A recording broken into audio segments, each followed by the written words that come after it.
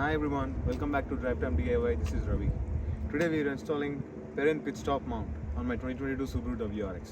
I got this pitchstop mount from a junkyard for 40 bucks. I think this is from a previous generation WRX or something else. But I looked up on Perrin website and found out that this Perrin pitchstop mount is the same for WRXs and STIs starting 2002 until date. So let's get into the installation.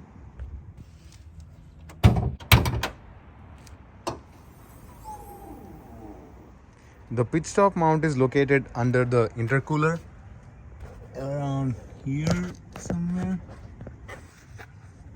I couldn't find it. We need to remove this intercooler to get to the pitchstop mount. We have 4 12mm bolts to remove, one over here, 2 near the throttle body and one on the other side.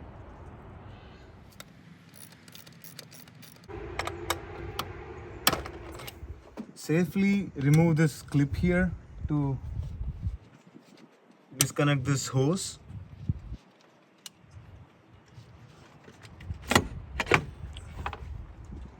This whole intercooler assembly will come right off.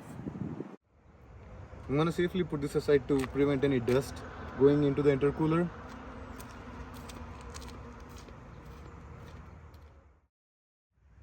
I'm going to cover this throttle body just in case.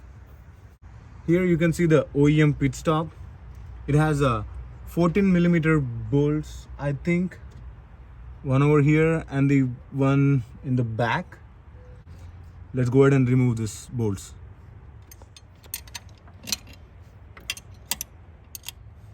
Be careful while breaking this bolt with this earthing wire and also this plastic thing on top.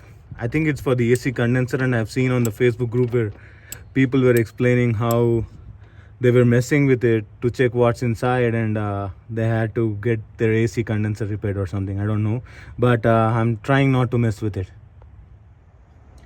Now that we got the 2 14mm bolts out of our way, this comes right off right here. The OEM is made of high strength plastic maybe, which has a lot of flex compared to the billet aluminum of this Perrin pitchstop mount.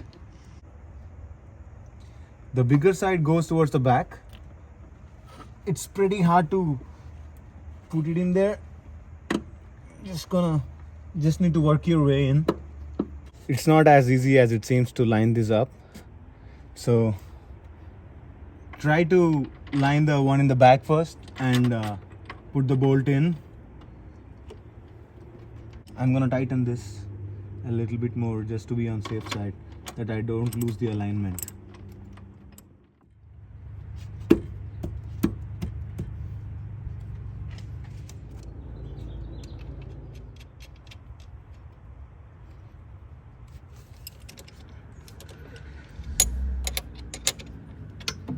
So I'm just gonna leave these hand tighted.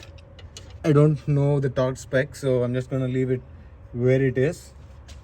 I finally managed to install the part with limited space available to work at. The install was harder than I anticipated.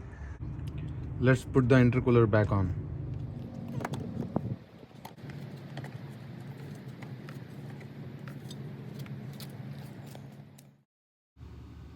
Put this clip back on properly to prevent any boost leaks in future. When you're putting the intercooler back on, just hand tighten all these screws. Don't over torque these. Just hand tighten these until you feel snug.